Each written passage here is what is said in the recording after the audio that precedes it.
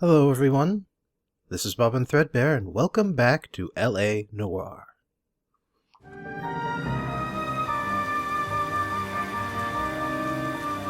We are on our final traffic desk case now.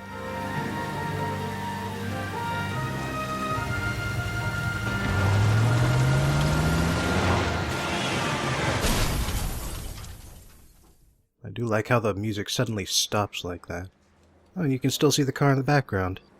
Phelps, Bukowski, you have a new case. 2 women, possible drink drive. How is that a case? The broad says she was doped and that somebody tried to kill her.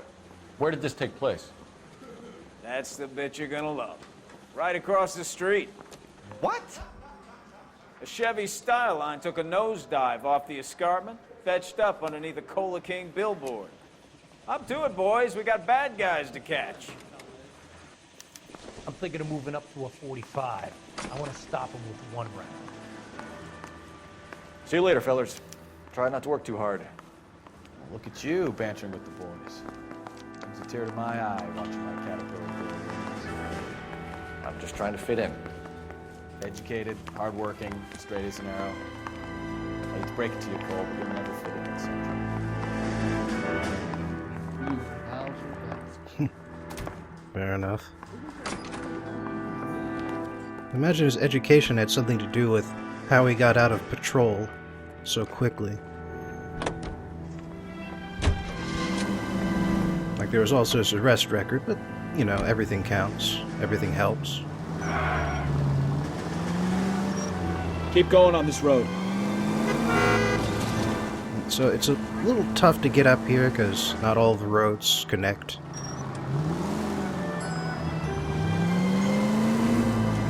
But if you just go straight and then take a right, it's easy enough. Stop just ahead.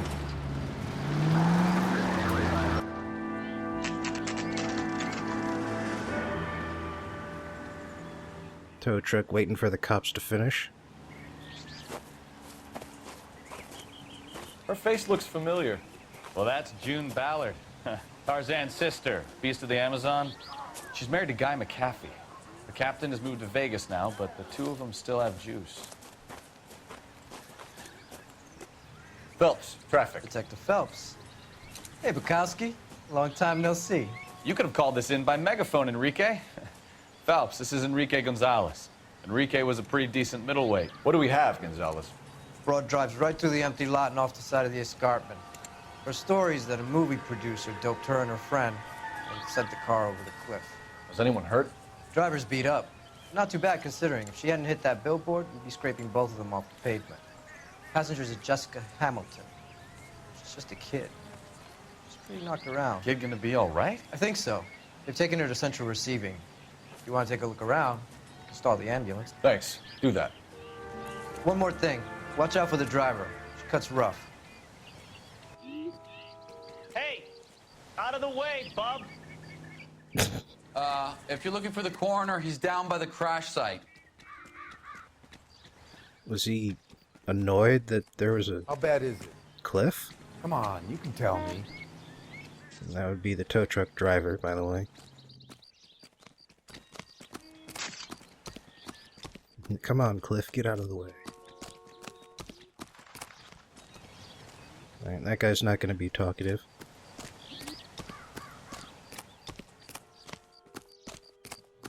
So, yeah, this road here is a little hard to find, initially.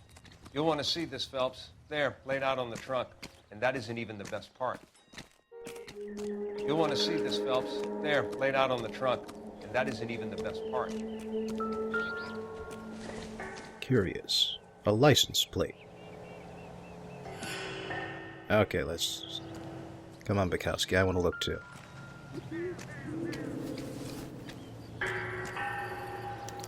They've been torn off. Where did you find them?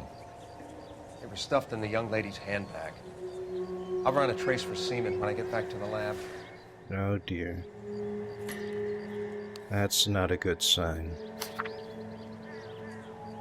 Neither is that. Please, please come home. She's a long way from home. Aunt Junie's looking out for you, but, Her father's angry with her. But you know how fathers are. His temper must have cooled by now.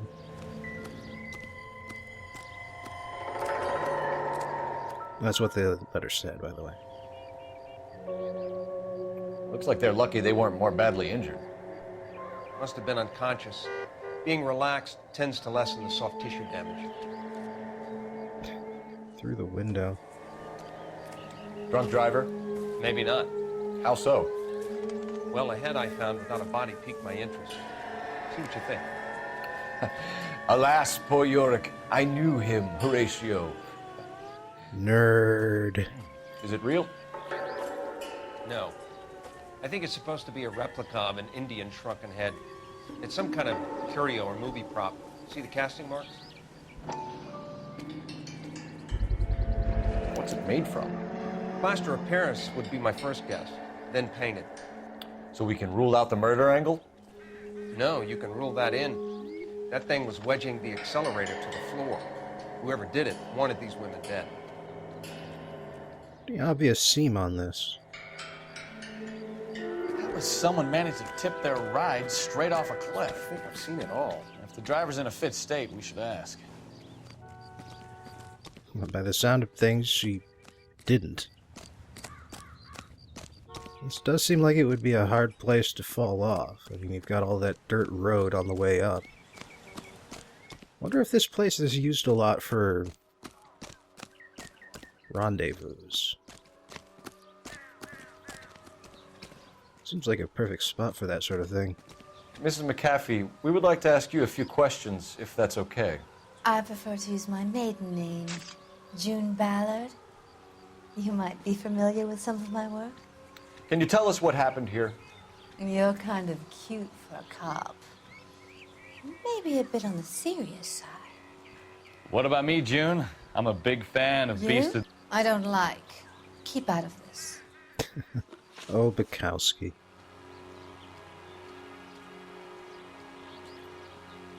We understand that you're still suffering from the effects of the accident, Mrs. McAfee.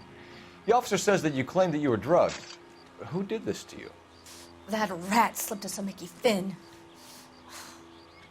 It's no wonder I feel so dopey. I can't remember. June's idle animation doesn't always give her away, so you have to watch her while she's talking. It's a serious offense to withhold information from the police during a criminal investigation, madam. I told you to call me June. You're making me feel like an old lady. And don't bother your handsome head about this. My husband will settle the score with Mark Bishop. What can you tell us about the passenger in your car? Jessica Hamilton. Poor Jessica. It's been a rough day for her. She's desperate to break into movies. What more can I say? I think you could say quite a bit more. I think you're lying, Mrs. McAfee. I think something happened to Jessica yesterday before the crash. I'm offended, Sunshine. Do you have any proof? The other thing this interview proves is that you have to pay attention to the clues you have, no matter how the suspect looks. Miss Hamilton's underwear were physically torn from her body. She wanted to go to a casting. I took her to a casting. Whatever happened after that is between her and Mark Bishop.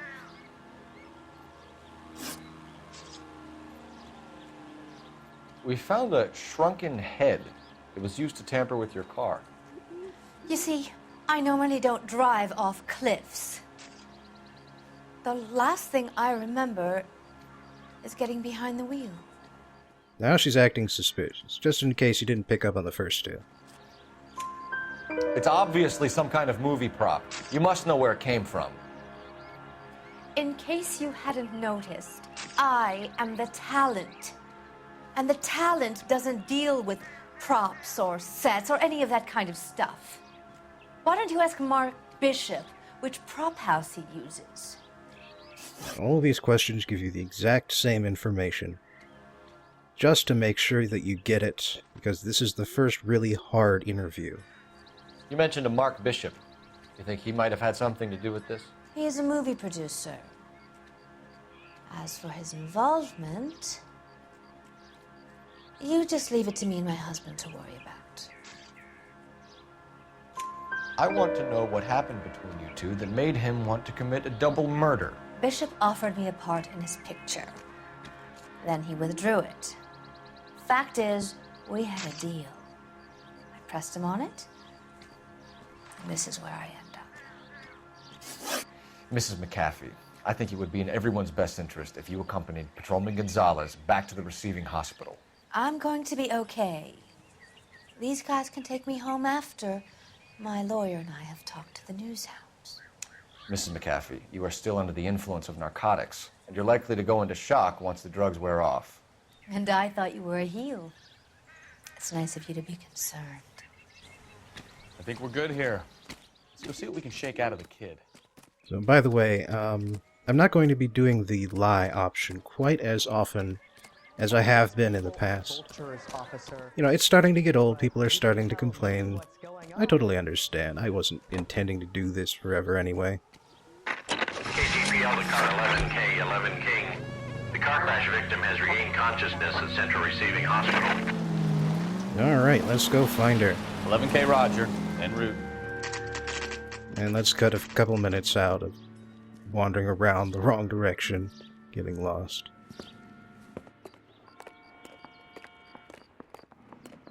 Any ideas? I want to make sure that kid is all right. Come on, Phelps. Central Receiving Hospital. Hello, Detective Phelps, here to interview a Jessica Hamilton. Jessica Hamilton. Oh, yes. She's in the room, right behind you, Detective. You can't hold me here. No, I don't need to be manhandled by a doctor. I need my lawyer. Hey, where is the telephone? Do you know who I am? See, I will still pick lie options every now and again, just to keep things interesting. Feeling better since this morning, Jessica? A little. My head still feels swimmy. You know, just to see what sort of things might pop up. I won't be doing it nearly as often as I have been.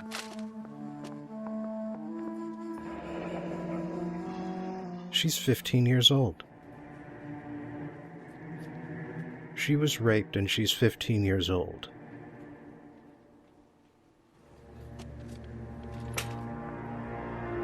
I don't know about you, but I'm starting to get kind of angry. Hello, Jessica. My name is Cole Phelps. I'm a policeman. I'd like to talk to you about your accident, if that's okay. Okay.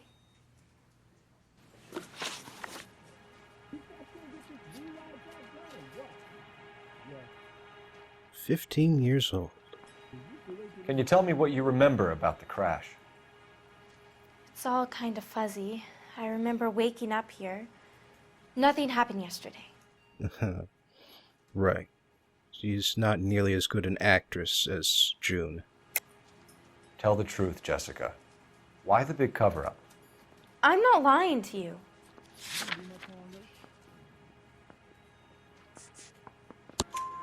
We found your underwear in your handbag, Jessica. You need to tell us what happened. The doctor told me what happened. I didn't want that. I just wanted to be a star, to be in movies. I told Junie what happened, and she told me to toughen up. That was the price of stardom. Did she now, cold-hearted bitch? It's not Junie's fault. It's not my first time. I had a boyfriend back home, but my father found out about him. Even if you consented, Jessica, you're still underage. And I really don't think you consented. Not really. We need to get in touch with your parents, Jessica, to tell them what has happened. Oh, you don't need to worry them. They sent me along to stay with Aunt June. They trust her to take care of me. You're lying, Jessica. How are we going to make this right if you lie to us? Please, Detective, why would I lie to you? Well, there's that letter from your mother. Because you're a runaway, Jessica, and you don't have your parents' permission to be here. Now, do you want to tell me what really happened? I went with Junie to this strange place. It's difficult to remember. Someone gave me a drink to calm my nerves, and then I felt faint. I think I must have passed out. Yeah, she definitely did not give consent. How did you meet Mr. Bishop? Well, Junie is a big movie star. You probably know that. She's doing a new movie.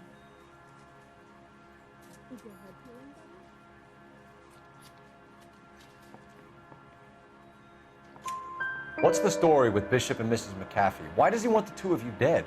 That can't be true. Mr. Bishop seemed very happy today. I mean, yesterday. And that's why he wedged a shrunken head against the accelerator pedal and punted the two of you over an escarpment? I overheard Junie speaking to him on the phone a couple of times. Screaming, really. She can be very hard sometimes, Junie. But they seemed okay yesterday, like they worked it out. I know what happened to you, Jessica. Where exactly did it take place? Please, it's scary. It's really difficult to think of anything. She looks nervous, but in this case it's understandable why. God damn it, tell the truth, Jessica. I am telling the truth. I don't know where the place is. I barely know this city. Looks like I made a mistake. Jessica, I really need you to help me here. I remember the mermaid. Was the mermaid in the movie too? No, it was on the front of a building. We pulled up in front of the mermaid. Thank you, Jessica. You've been a big help. Here's my card. If you think of anything or you need some help, just get in touch, okay? Okay. I think it might be a good idea if you went back home till you felt better, Jessica. I couldn't do that, officer. What if I got the part and I wasn't there? I don't think that's going to be a problem. Also, what pocket did he pull that card out of? It's the tale of this town, Cole. Lambs that go willingly to slaughter. Who the hell is that? Must be her lawyer. He certainly expedited her release. I don't like it, Cole. Why is she in such a hurry? We should follow her.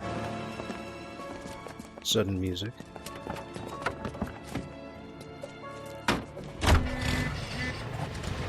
There she goes. Come on. Yes, now it's time for our first tailing job. Unfortunately, this is pretty much like most other, Grand Theft Auto style tailing jobs, where it's you wind up being incredibly obvious. Ballard is definitely up to something. Like, if this were real, she would totally see you following her, because you gotta maintain an exact medium distance. She seems to have made a remarkably speedy recovery. And even if that means stopping like right in the middle of the road, like I'm kind of doing now. Oh, but it'll really happen soon.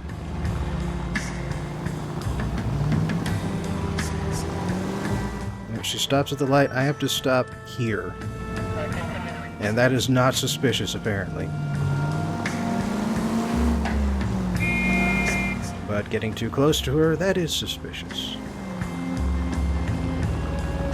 Yeah, not much respect for this. I think I've seen like 1 or 2 times when it was actually good tailing mechanics. This game isn't one of them, unfortunately.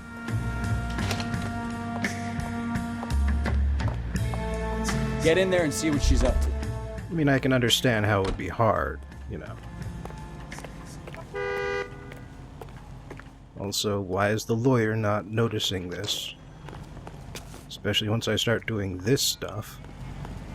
I think the lawyer would warn her or something. Decide between the tuna fish and the chicken. Alright, she's looking at the telephone, so gotta walk into the cover spot.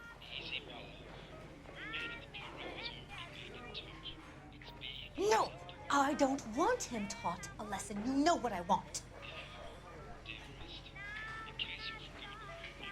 Well, then make someone else do it. You still know people out here, don't you? Then make some calls.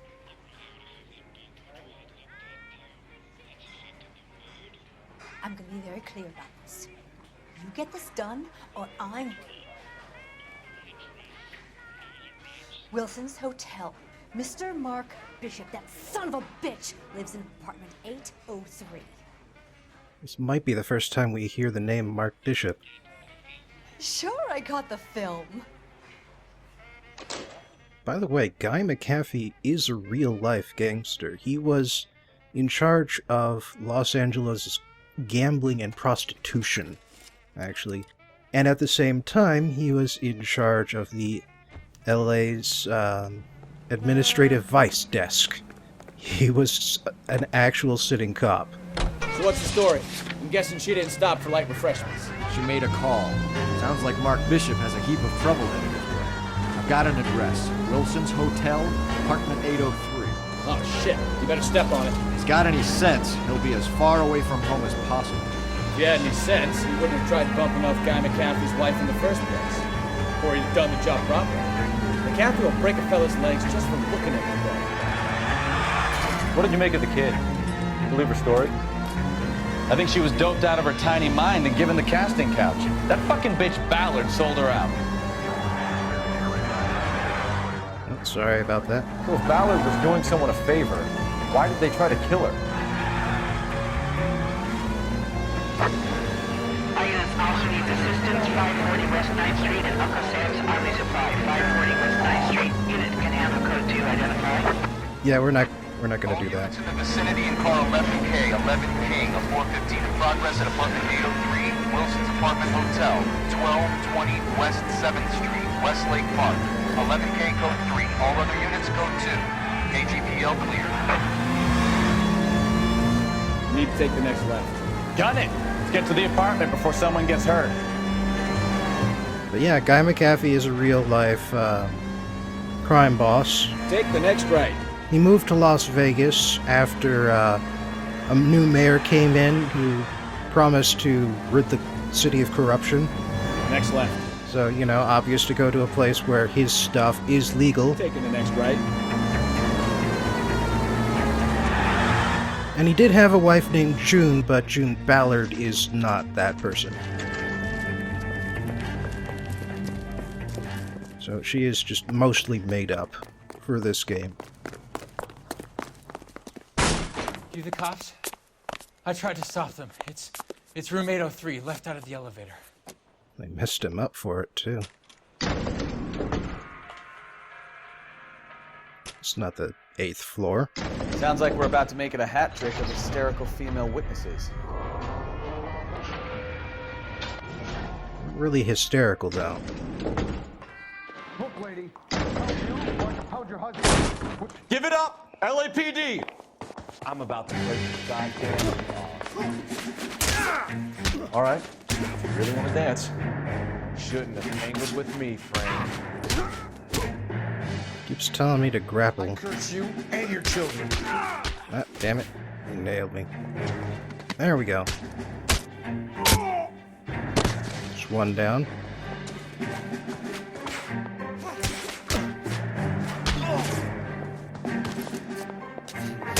I love it. Well, it kept telling me to grapple, but this keeps happening. Turns out you gotta do it while they're stunned.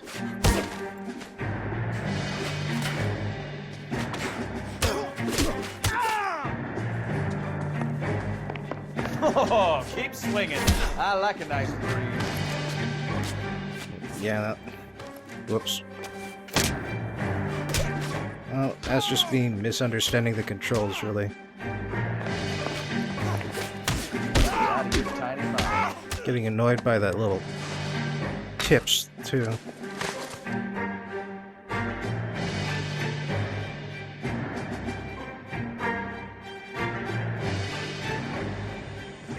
Also, if we took our time, these two people would have been gone, and the whole place would have been just completely torn up. Like, maybe even more so than it is already. Are you injured, Mrs. Bishop? I'm all right now. Those horrible, awful men. Perhaps you should sit down, ma'am. Yes, yes. Forgive me, officers. I'm very flushed. I'll just sit down for a moment. That's perfectly normal, ma'am. Take a moment while we look around. Yes, thank you. Oh, look. Look at this. There's my hat. That's better.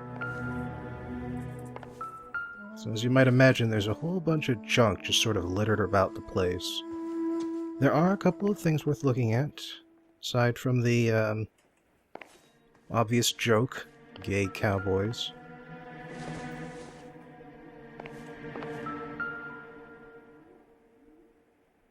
Presented to Mark. I'm not sure if this is timely enough to be a direct reference to Brookback Mountain, but, well, it is funny in a juvenile sort of way. You know, gay used to mean something else. Haha. What do you have to do to earn $20,000? Lorna Hopgood. Made out by Mark Bishop. So why does he still have the check here, though? Probably nothing.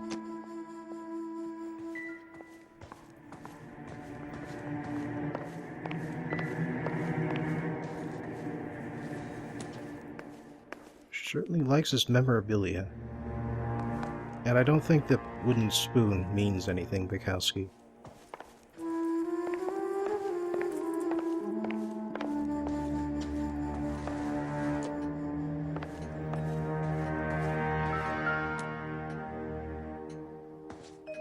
Great Wall of Babylon. A replica of a replica.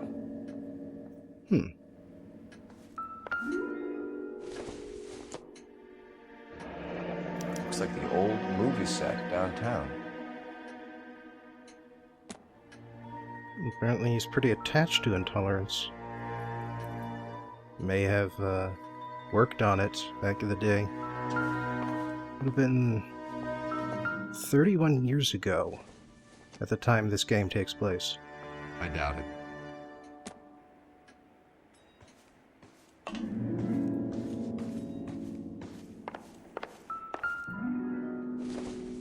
So if he was a producer back then, or involved in movies, then he's been involved in movies for a long time.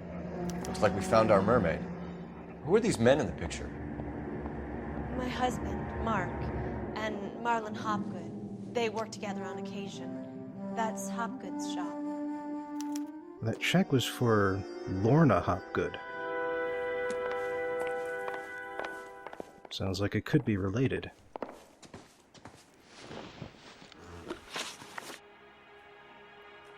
Those men. I think they work for Guy McAfee. Do you know the name? No. Why should I? June Ballard is married to Guy McAfee. Have you heard of her? That slut. She's been badgering my husband for days. Mrs. McAfee alleges that your husband tried to kill her and her friend last night. I think you should tell us what you know. My husband's a movie producer. This has something to do with his new picture. He doesn't include me in his business. Right. June Ballard said she had a deal to be in his new picture. Mark repeatedly told her no. He had Joan Leslie lined up for the role. That's how he got the finance. June made all kinds of threats. She was very rude to me. You know June Ballard? We were both on the same picture a few years back. That's how I met my husband. Where can we find your husband, ma'am? He told me he would be on set. That's all I know.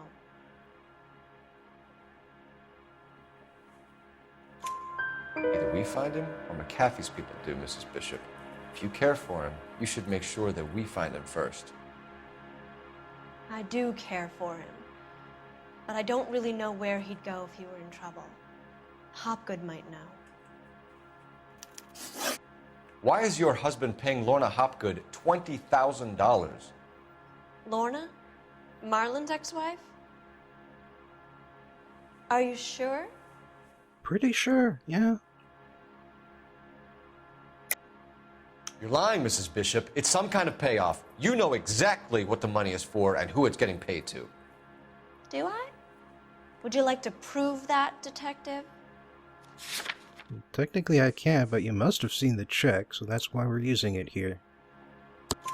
Your husband looks like he's being blackmailed. They obviously have something on him if he's prepared to kill to cover it up. Why is the payment going to Hopgood and not McAfee? Lorna works at a check cashing place in Hollywood. You need to ask Hopgood why he needs that much money in cash. Your husband was at a casting yesterday with a young girl? Not that I know of. He told me he was looking at locations.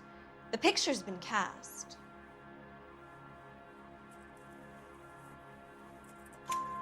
Jessica remembered a mermaid. The mermaid on the front of the prop store. You better come clean with me. This is a sick town, Detective. Are you sure you really want to know? The truth is, my husband likes them young. And you think that's okay? I was 16 when I first met him. I thought he was a genius, a magician with film. I was 20 before I realized he was just a B-movie hack. But he's nothing compared to some of the monsters at these big studios. My guess is Ballard sacrificed her little friend. Happens to a lot of girls. Your husband is in trouble. It could go easier for him if you were more helpful, Mrs. Bishop. He's a big boy, Detective, and so are you.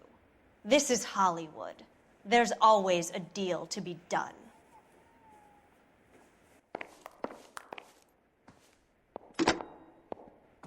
Operator, give me dispatch. Putting you through now. Phelps, badge 1247. How could I help, Detective? I need a location on a silver screen prop store. Just a moment. Silver Screen Props, corner 3rd and Figueroa. Thanks.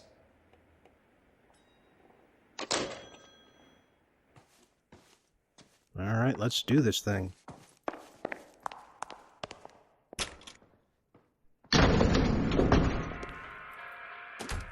An aging movie star, a wannabe starlet, a movie producer's wife. They're finally rubbing shoulders with the almost rich and famous. And from the stories they've given us, clearly none of them can act.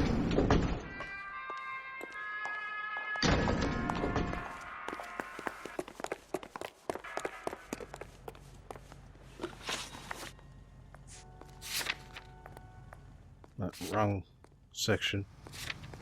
Yeah, here we go. Let's get over there. You're behind the wheel.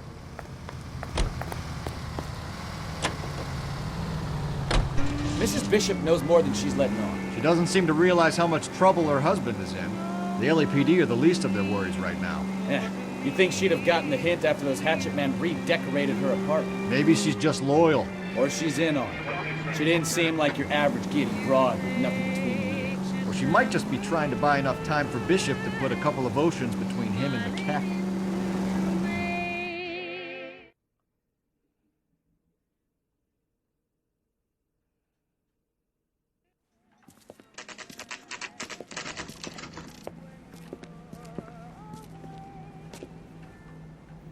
Surprised no one's come along to censor that. This being the 40s and all.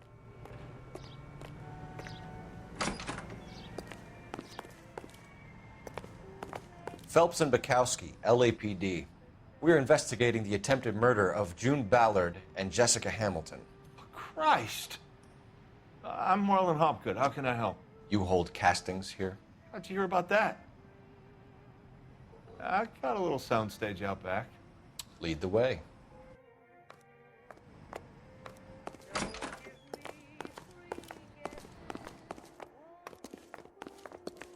Yeah, this is like a really interesting place, by the way.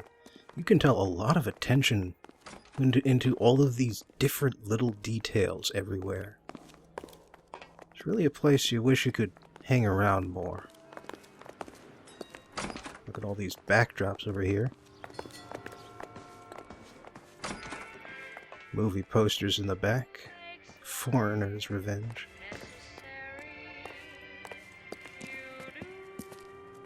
Keep him here, Stefan. I'm gonna take a look around. What's this got to do with me? Don't try my patience, knucklehead.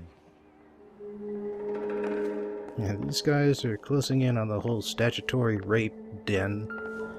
So their patience is kind of wearing thin. Get back another one of those shrunken heads.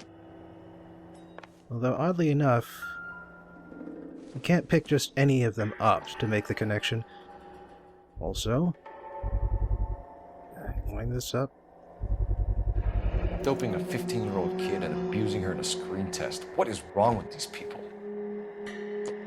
Apparently chloral hydrate is not the most common of date rape drugs, but it does get the job done. I looked it up. Turn off the lights, Hopgood. Why would I want to do that? Humor him. One-way mirrors. There's a room on the other side. Huh. Well, well. Find a way into that peep den, Phelps. I'll stay here and keep our pervert company. There's another one in the bathroom. I forgot to check it in this playthrough, but it's there.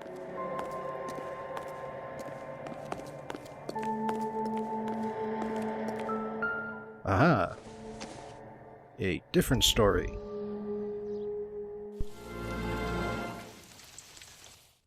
Listen, I have to call you back.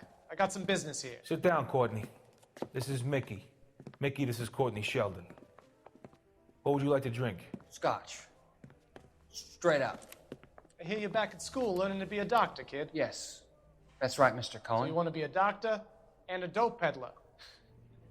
Interesting combination, huh? Do we have a problem, Mr. Cohen? We might have, yeah. Selling your dope to my boy Lenny looked like a good move, but Lenny has been supplying, wholesale, so to speak. The Bindle boys in this town aren't used to the juice without a little of the middleman taking his cut. Lenny promised that wouldn't happen, Mr. Cohen. And Lenny works for you. What can I say about Lenny? Let me think. Oh yeah, he's a putz. And he's lazy, and he's greedy, but he's my wife's brother. And how can you make a cake with those ingredients, huh? Jeez. So how is that my problem, Mr. Cohen? Well, kid, the only way we're going to be able to make this work is to do some repackaging. We need to get the dope out of those dinky little cardboard boxes and... Surrettes. Yeah, Surrettes. Great. We can put it into a big vat so we can water it down a little bit. I won't bore you with the chemistry, but it doesn't work that way. You're likely to kill even more people. Okay, listen. We want to buy you out, kid. I'll offer you 50 grand.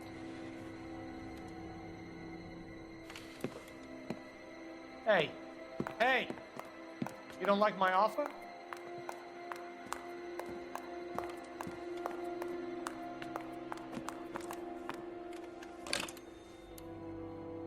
The Sheldon kid? I think I want him dead. Mickey Cohen, by the way, is another real-life gangster. He was the head of the Jewish mob in Los Angeles, and, well, obviously he also handled drugs for the streets of LA. Much of the same way that Guy McAfee handled prostitution and gambling. Like I said, you can't just look at any of these shrunken heads. It has to be one of the ones that looks more or less the same. Like this one. So this is where you sprang from.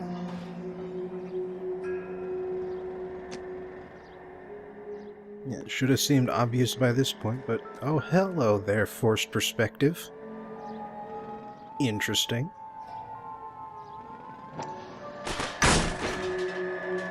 By the way, for some reason you can't do that until you've noticed that there's a hidden room in the main room there.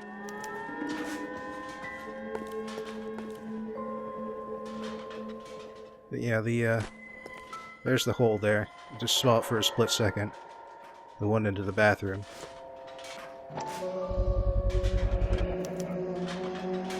Jungle Drums, 8th and Francisco. Attention, Mark Bishop. Might be a place he would hide.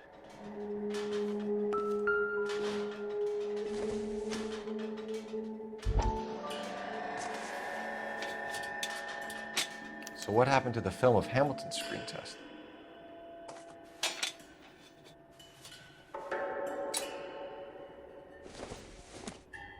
Also, apparently, whoever does this likes getting a little tequila while he's filming.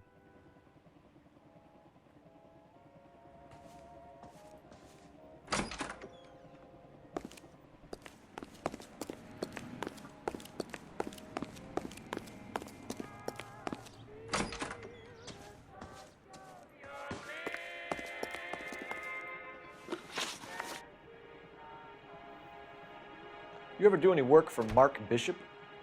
Mainly do work for the studios. RKO, Republic, Warner Brothers. So yeah, when Bishop was doing work for a studio, yes. When did you last see him? Now I'm doing work for his next picture. Still pre-production though. Haven't seen him around here in a while. Yeah, right. I know you're lying, Hopgood. Bishop was here, and you know exactly what he was doing and what he left lying around afterwards. You come in here without a warrant, and now you start throwing your weight around?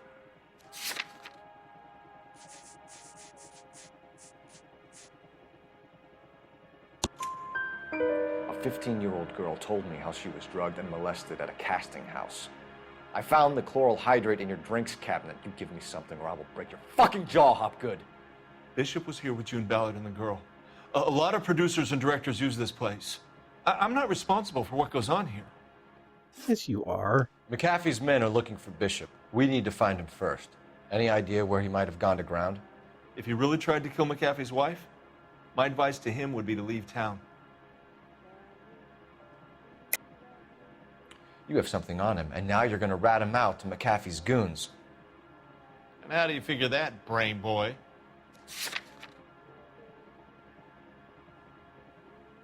Sorry. Sometimes you have to shake the tree to see what falls out. You're delivering props to Jungle Drums on 8th Street? Bishop is using that old rundown wreck of a set. That place is dangerous. But it might be a good spot to hide. What's the deal with you and June Ballard? Look, buddy, I make props. I hardly ever meet the talent unless it's something tailor-made for them, like a sword or something. You and Ballard are blackmailing Bishop. That's why he cracked. You got nothing on me. My hands are clean on this. Actually, you do know that the blackmail footage is missing. Enough! I've been in your peep room, Hopgood. I've seen your smut pictures and the camera setup. You made a movie of Jessica. I found the canister. The deal is I get to sell the movies to burlesque houses and private collectors. These movie guys love seeing their cocks on screen. But part of the arrangement is I never film their faces. June had me film Bishop, and then she kept the movie for insurance. He went apeshit when he realized his face was front and center. Who has the film now? Who else? McAfee. Ballard had what she wanted. Where does the money come into it? What money? Enough of the lies. I told you I get my cut selling dirty movies. Bet your cut isn't worth $20,000, though. Your ex was getting 20 large from Bishop. If I wanted to skim 20 from Bishop, we'd do it through the movie budget. June said she'd sell him the film once the movie had wrapped, but Guy wanted cash. He's in a cash-only business. You think I had a choice in this? That's all for now, Hopgood. We're taking you in. Phelps! Roy Earl, ad vice. Hold on a moment. This is clearly a vice case. You've been roughing up my informant? Hopgood is a vice informer? Yes, he is, Phelps, and a very important one. Look at that mug. Have you been upsetting these two officers, Marlon? So we just drop it? You do if you know what's good for you. You need to catch the movie producer before an angry husband does, from what I'm hearing. I'll be making a full report to the captain, Detective. You do that, kid. We're all very impressed with you. Let it slide, Cole. Let's get out of here. Detectives. Johnny Goldberg. You work for Mickey C. That's right, detectives. You wouldn't happen to know the guys who roughed up Mrs. Bishop earlier today by any chance? No, not us. We don't do that kind of thing. It's the husband we'd like to talk to. This is a police matter. You don't want to be taken in for obstruction of justice, do you, boys? You could try the obstruction rap, but it won't stick. We could beat that. You've had your 10 cents worth, gentlemen. Bishop knows how the world works. Mrs. McAfee hits him up for a movie part. Happens every day. But Bishop takes it a step too far and tries to rub out Mrs. McAfee. Naturally, Guy is going to get upset. What made you think Bishop would be here? We figure he might be planning a little accident for Hopgood, too. Those two guys have got some unfinished business. You let us know if you find Bishop. Guy McAfee can be a very generous man. I'm only going to warn you once, gentlemen. Stay out of this. This is a police matter. We will be bringing Mark Bishop into custody. At least he's polite. Kind of dumb, but polite. But I'm a lot less polite, you smug son of a bitch. So let me put it in ruder terms that even a pair of blockheads like you might understand. The only reason that you don't have bars on your windows already is because you're small fry. And we don't waste our time on small fry. You stay away from Bishop, and you stay away from me. Is that clear enough for you, asshole? Now run along back to your boss so we can pat you on the head and tell you what good boys you are.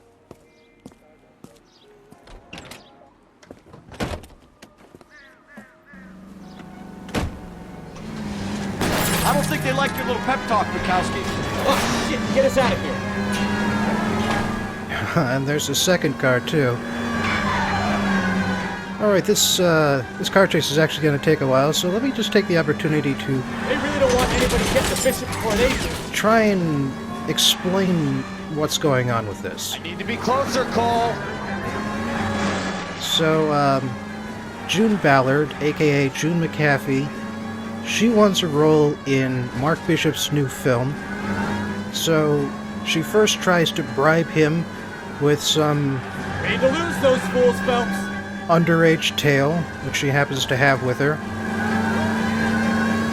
And yeah, that's disgusting enough, but he takes it, goes to a place where he normally likes to film him, you know, with the ladies. Except that June has also made a deal... Make a move! We're sitting ducks here! ...with the guy who runs the place, so that the film takes footage of Mark's face. Hello there, boys. I'll try for the tires! Keep your foot down! So where was I? Either give me a good shot or get us the hell out of I here! think I took care of one of the cars. Right, anyway, so she uses the footage that she picked up in order to blackmail Mark Bishop into letting her have that role.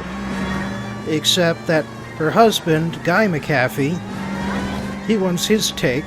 Jesus, Bishop's starting a goddamn war! He wants his cut, since he is, you know, oh. That was easy. Let's see him chase us now. On to the movie set, Phelps. Let's roll. Oh, Christ. And they say working traffic is like watching paint dry. You know how to piss people off, Bukowski. Hey, if they're prepared to gun down cops in broad daylight, McAfee really means business. Seems like we're the only ones who want Bishop alive. I have a good mind just to let him go work on the son of a bitch. I'm about done putting my life on the line to protect some child molester. That's our job, unfortunately. They don't get to dole out the justice. So Mark Bishop, rather than paying the $20,000, decides to, kill June McAfee Taking the next right. and the girl for the sake of, I don't know, covering up everything that happened. But he failed, and that's where we show up.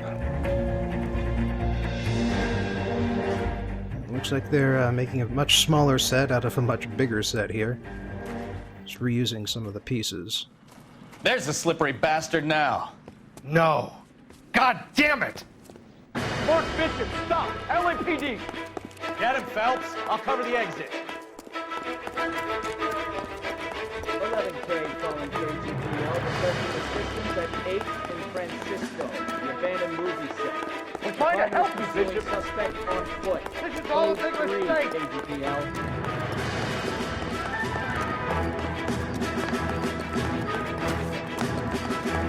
Man, this is a huge set, though.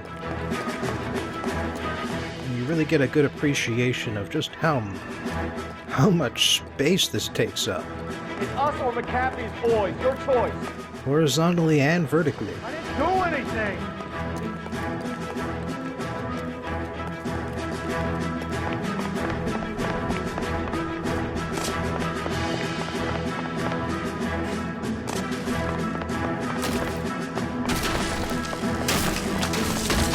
Bishop, that's enough. That girl made it all up. Get the hell out of here, you goddamn idiot. Yeah, I was a little too close to him. That's what happens.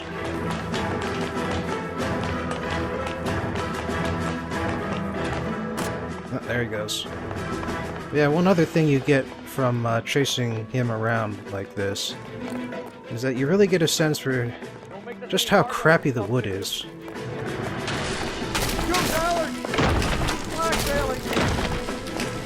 You also get a very nice view of Los Angeles, too.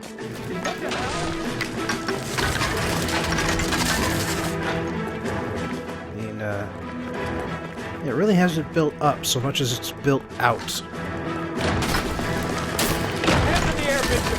Move another inch in your day. Oh, that was close. Mark Bishop, you're under arrest for the attempted murder of June Ballard and the rape and attempted murder of Jessica Hamilton. All right, I'll come quietly. Just don't kill me. If you found me, then McAfee's goons will too. Oh, we need to get out of here. Speak of the devil. All right, but you stay close. Any tricks, and I'll save McAfee's boys the trouble. Follow me. I know another way out of this place. So why did you give yourself up? That's a lot of cars, though. Christ, detective, they're trying to kill me! Last chance to back the hell down. Must have gone really fast to get here from Las Vegas.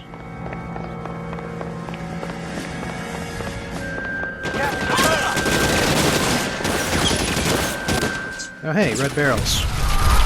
There's no way out of here. I thought you said you knew where you were going. We have to jump for it. LAPD, you're making a big mistake. I'll take that.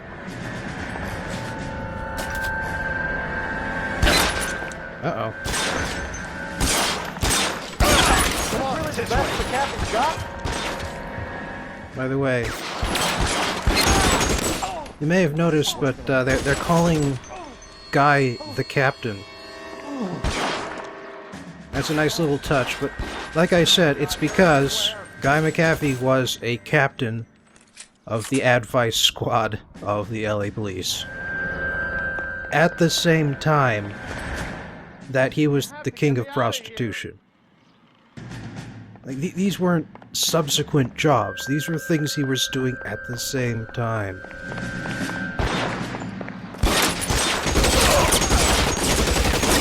Oh. And it's the electric There's a ladder chair. leading to the ground. The electric chair? What are you talking about? I looked it up, even. The electric chair has never been an execution method in California. Get him over here, I'll cover you. Come on, the cavalry's here. Lost his hat there. Unfortunate.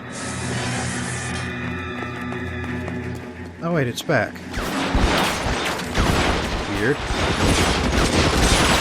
Those barrels at the base of the element column. They're full of gasoline. Shoot them quickly. Yeah, you know, I could shoot them individually, or I could follow his advice. Weapons down and your hands in the air. Just shoot the barrels.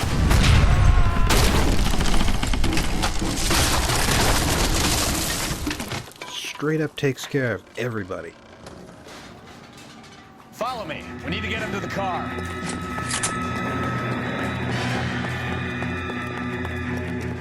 LAPD, you're making a big one. Stay in cover.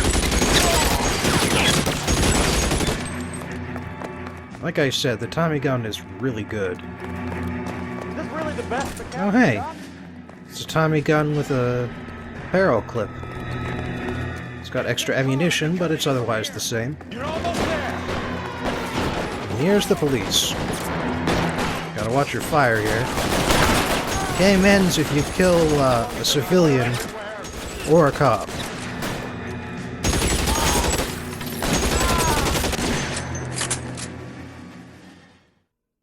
Now this is what I call a result. Mark Bishop, erstwhile film producer, an all-around piece of shit, catches a fast ticket to Quentin for stitch rape and attempted murder. So he gets to spend the next 15 years playing sissy instead of sticking it to little girls. That is justice with a capital J, Detective Phelps. You developed such a reputation, I'm not going to be able to hold on to you any longer. You're getting promoted. Go on, get your new assignment. It was good working with you, son. Technically, he gets promoted to burglary, even though the next desk is homicide. It's going to be a time skip coming up, and that's what he was doing in the meantime.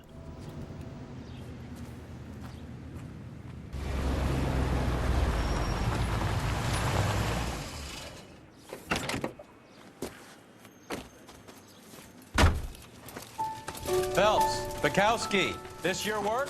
Can I help you, Detective? Sorry, Cap. Didn't see you there. Yeah, I'll bet you didn't. This is a traffic case. You need something? I'm here to buy a drink for the 2 LAPD traffic cops who broke the back of Guy McAfee's private army. You don't have a problem with that, do you, Captain? Go right ahead. Get in. I'm buying.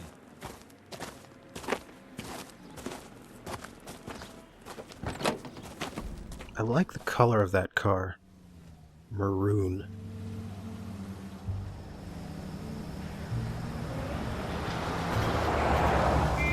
You'll like this place. A lot of movie people hang out here. You like jazz, Cole? The hopheads love it. Sure, I guess. Big bands and swing I can understand, but this bebop palaver? How are you supposed to dance to that? Parked next to the hydrant. The bastard. This is Phelps, Leroy. Be nice to him. You'll like this place. They treat you right. You like a table, Roy? What do you think we want to do? Stand at the bar like I'll chumps? get a table ready for you then. Don't look so happy to see me, Alphonse. I might get the wrong impression. Cole, this is Alphonse. He's a French Negro from Africa. Can you beat that? The Congo. Pleasure to meet you, Alphonse. Is Elsa singing tonight? Yes, she is. She has the next set. Come on, Cole. You can meet Elsa while they're fixing us a table. You'll like her. She's something else. Maybe another night, Roy. She's pretty beat up about it. Get your hands off me. Don't ever tell me what to do or what not to do, Alphonse. You got a nice club here. Don't spoil it. If you will follow me, detectives. Just through the door. He was my only real friend, Harlan. We went through it all. Do you realize what he meant to me? Of course I do. You have no idea. You said it was construction work. It was an industrial accident, Elsa. How can I be held responsible? Elsa, are you going on? Louis, for God's sake, he was my best friend. The only man who ever loved me without putting his hands on me. Hi, Elsa. Here's someone I'd like you to meet. Cole Phelps, war hero and crime fighter extraordinaire. And why would I want to meet another fascist from the LAPD? Sorry about this, Cole. What an evening I'm having. First a Negro puts his hands on me, and then this. Who do you think you're talking to, you German junkie whore? Don't you ever forget your place with me again. Do you hear me? Evening, Doc. How's business? Sanguine. Louis, help me here. I'm gonna have to give her something before her performance. Blow it off, Cole. These artsy-fartsy types always get a little flighty. Meet Dr. Harlan Fontaine, doctor to the stars. Mr. Fix-It to the mental wreckage of Hollywood. So what about that drink, boys?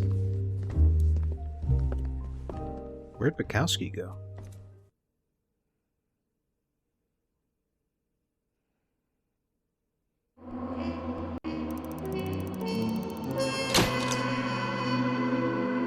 There we go.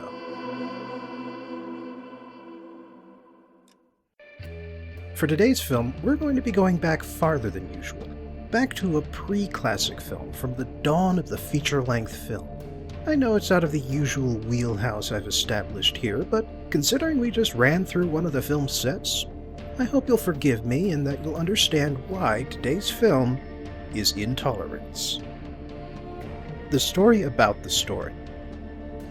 In 1915, D.W. Griffith changed both cinematic history and American history when he released The Birth of a Nation. Much like the book it was based on, The Klansman, Birth of a Nation is a very revisionist look at the Reconstruction period which followed the American Civil War.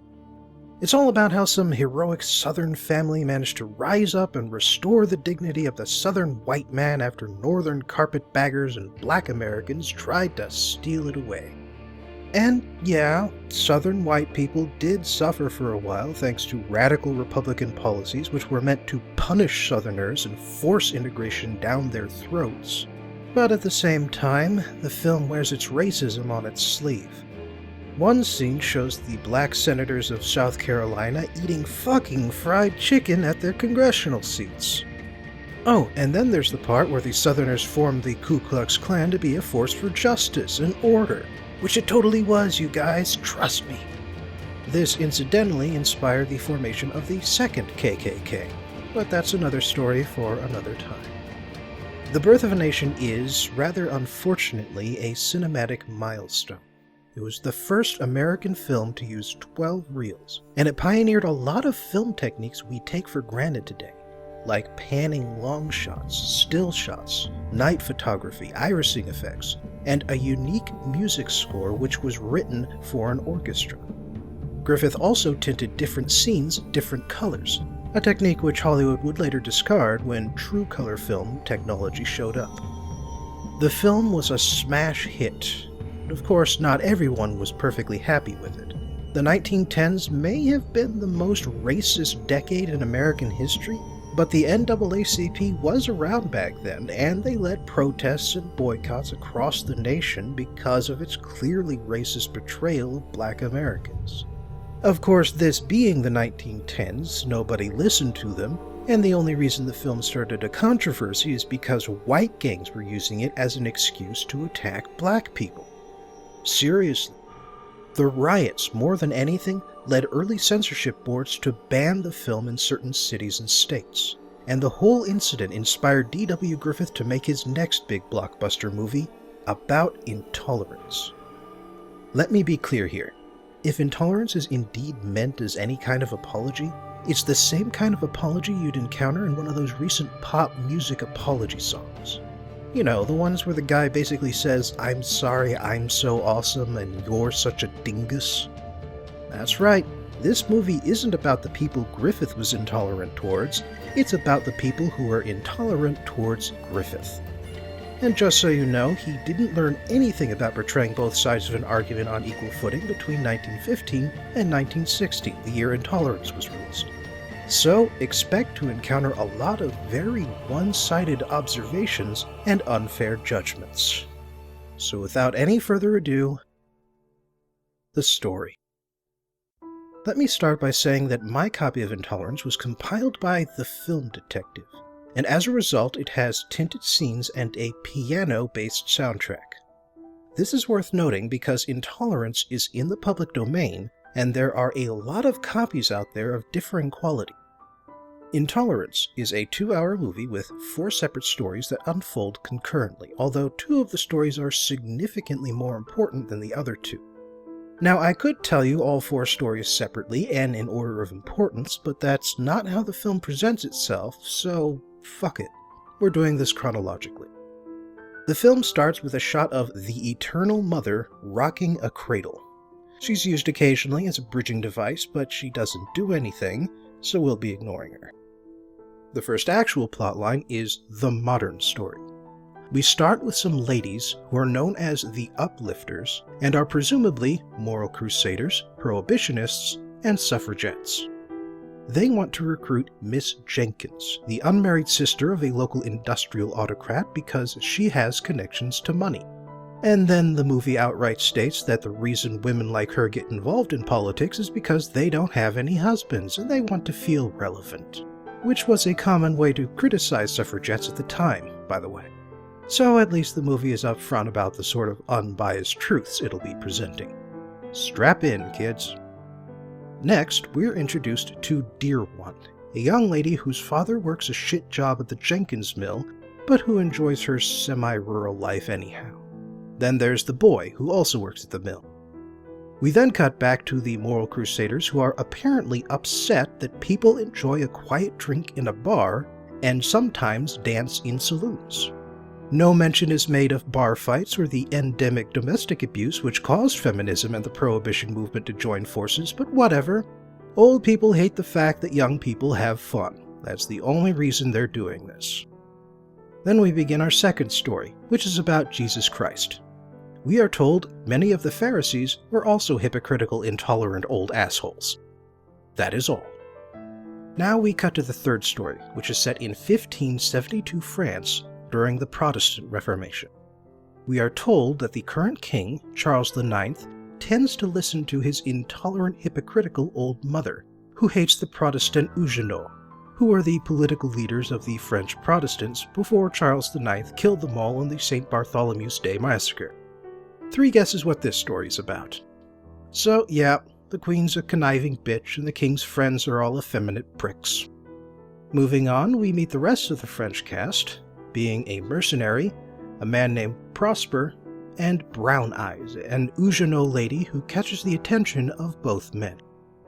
Back in the present, Miss Jenkins agrees to help the uplifters, the modern-day Pharisees. For his part, Mr. Jenkins is unimpressed by the way his employees have fun when they should be sleeping. Finally, we cut to our fourth story, set in Babylon. In 539 BC, Babylon is supposedly at the height of its power. Belshazzar, the city's prince, has fallen for a princess who is also a priestess of Ishtar. Ishtar being a very popular god who made it into a lot of Middle Eastern pantheons, since she's the goddess of love, war, and sex. So, pretty much covers everything. Anyway, the priest of Bel-Marduk, Babylon's patron god, is unhappy with the prince's relationship since it means that his god, and therefore he himself, is losing power and influence to Ishtar. The Babylonian arc centers equally around these politics and also around the wild mountain girl and the Rhapsode, a warrior poet who works for the Temple of Marduk. Rhapsode makes a pass at Mountain Girl, but she throws a rock at him. Presumably her part in the story is to show that D.W. Griffith has no problem with the feminism part of the Morality Alliance, but the whole thing still leaves the taste of ashes in my mouth. I will say this, though. The Babylon story has some goddamn impressive sets, especially for being exactly 100 years old. We next learn that Mountain Girl is in town because her brother is having a hard time keeping her in check, so he's brought her to court. The court sends her to the marriage market to be auctioned off to a husband, which was, at least according to the film, a common practice back in the day. We cut back to the modern arc where Jenkins is having trouble maintaining a profit because of his charitable contributions to the uplifters. In response, Jenkins cuts his employees' wages. And in response to that, the workers strike. In response to that, the National Guard shows up with fucking Gatling guns and mows down the protesters.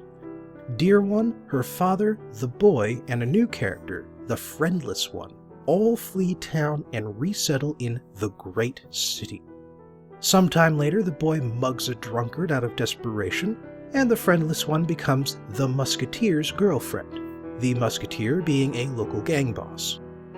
Back in Babylon, Mountain Girl is unhappy about essentially being sold off, and about the fact that no one's buying, but she's saved from the docket when Belshazzar makes a personal appearance and, in the name of Ishtar, gives her a token that says she's free to marry anyone or no one. She falls for him on the spot, but it's more like a crush on a celebrity than anything else. The Rhapsode would have bought her, but he's busy recruiting for Marduk. Mountain Girl stops by while he's working, but she tells him he isn't nearly man enough for her. We're back with Dear One again, who's struggling with adapting to the city. Also, the boy is now part of the Musketeers gang and roughs people up for a living. The boy sees Dear One strutting down the street and is smitten, but after he tries something, Dear One's father chases him out. Then her father grows sick and dies. Oh yeah, Jesus is a part of this movie. This scene is about how he turns water into wine for a marriage, which was about the most pointed story you could tell in the run-up to Prohibition. Also, this is probably the smuggest Jesus I've ever seen in a film. Then we head back to France, where Brown Eyes and her family are holding a private Bible reading. And now we're back in the city, where Dear One and the boy are on an eye-gougingly fuchsia date at Coney Island, which I guess makes the big city New York. Dear One still won't let the boy do anything personal with her, but then he casually proposes marriage, and she says yes. We cut back to Jesus, and the Pharisees are unhappy that Jesus is having fun. They then try to stone a prostitute, and Jesus says his "whosoever is without sin" line. You know the one. That was short. We're now back with the Uplifters, who have successfully closed all the saloons, and now nobody gets to have any fun. Meanwhile, the boy decides to quit his gang lifestyle for the sake of the Dear One, but when he informs the Musketeer about his choice, his boss frames him for theft as punishment. As a result, he gets intolerated and sentenced to a year in prison. Back in Babylon, the priest of Bel Marduk is still trying to win back public favor, even as he conspires with Cyrus of Persia to take down the city. Of course, the fact that the Persians were so famously religiously tolerant that they ended the Babylonian captivity of the Jewish upper classes is entirely overlooked by the movie. Oh yeah, and black people exist. Well, that was fun. We're back in New York now, and Dear One has a baby. Gender unknown. Dear One goes out to get some whiskey, which was a folk remedy for baby colds back in the day. And when the Uplifters get word of this, they try to take the baby away. Dear One fights back with a broom naturally, so they come back with a warrant to take the baby by force. Oh look, it's Jesus in front of some kids. So the Uplifters take the baby to an orphanage, and we see the nurses goofing off instead of caring for the kids. Now it's France again, and to be fair, the film points out that the Huguenots engaged in massacres of their own in the lead-up to the Royal Massacre, which began on St. Bartholomew's Day. In Babylon, Belshazzar is preparing for the big siege with Persia. Wanting to defend her precious prince, Mountain Girl disguises herself as a soldier and joins the archers on the ramparts. What follows is a spectacle that actually makes the film worth watching. It's seriously pretty incredible. Apparently 60 extras per day were injured during the shooting for the battle. There's even a crazy flame-throwing tank. But to sum it up, the walls hold and the Persians retreat. So begins the extended victory celebration. Back in the present, the Musketeer tries to get into Dear One's good graces by promising to get her baby back, but the friendless one, his girlfriend, grows jealous because she knows what he's really after.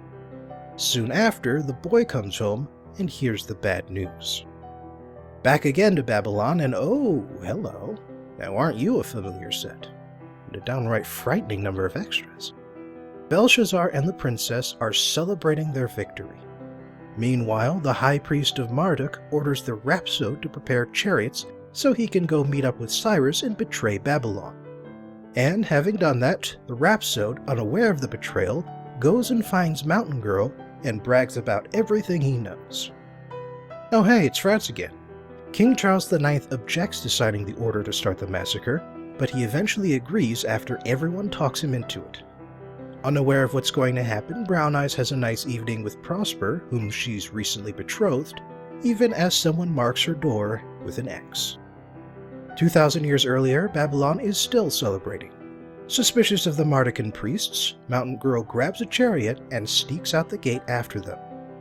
Now in the present, the Musketeer tries to rape Dear One, but the friendless one is listening in and has a gun and sneaks around the outside ledge even as someone warns the boy, who breaks down the door and starts fighting with the Musketeer. The Musketeer wins the fight, but then the friendless one shoots him, tosses the gun into the room, and flees. The cops then show up and arrest the boy for murder. In the next scene, he's convicted and sentenced to hang. because intolerance. So of course the next scene is Jesus bearing the cross to Golgotha. Outside Babylon, the mountain girl chases the Marduk high priest. Back in the present, a kindly officer investigates the scene of the crime and realizes that the boy might not have done it after all. He decides to take it up with the governor personally, but to no avail. The next morning, the prison staff tests the hangman's rope, and we see how hangings were conducted in many states in the 20th century. 3 men would stand behind a screen and cut 3 strings all at once. One of the strings would open the trap door, and it would be random which one.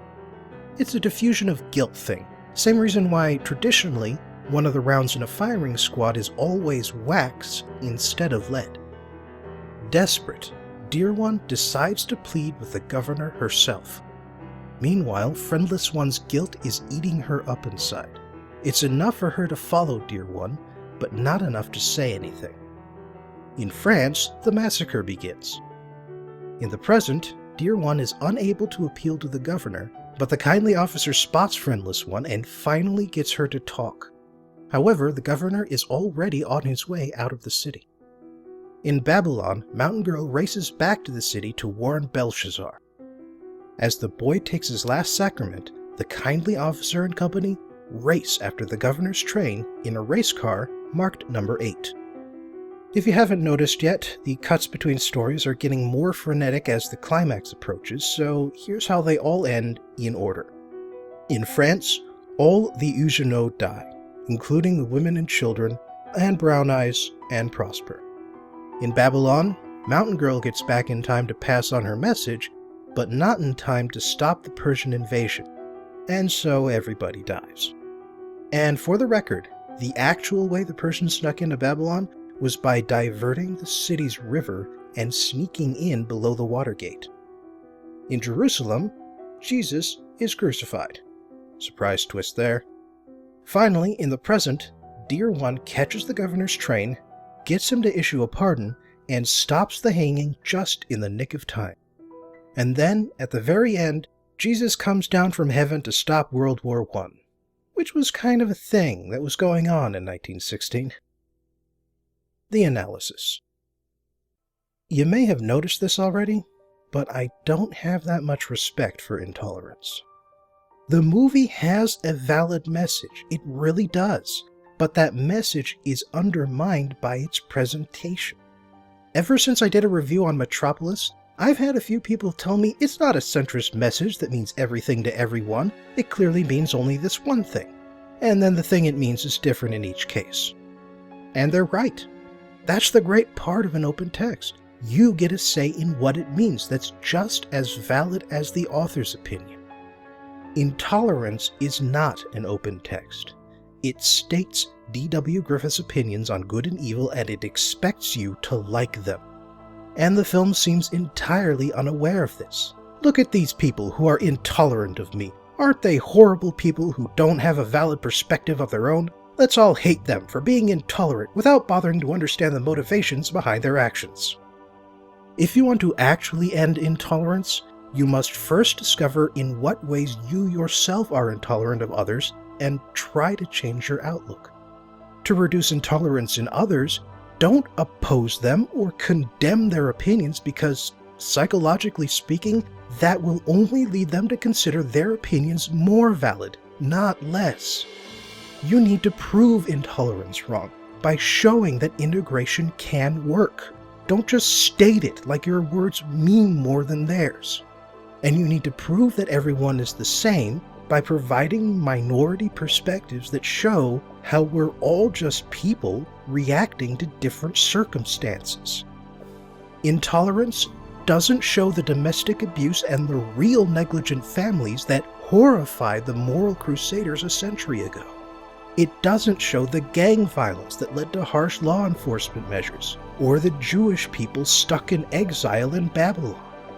Griffith does make good points, and he didn't imagine the mistakes, the indifference, or the smug backpatting he depicts in Intolerance, but because his film is so obviously biased, I find myself less sympathetic to his point of view rather than more. ultimately, I don't think Intolerance helped anyone, aside from the set designers and the extras of Los Angeles. At the very least, this film employed a lot of people. Thanks for joining me again for today's film review, and I hope you'll join me next time for a noir story about a man who has to solve his own murder. And no, he's not a ghost.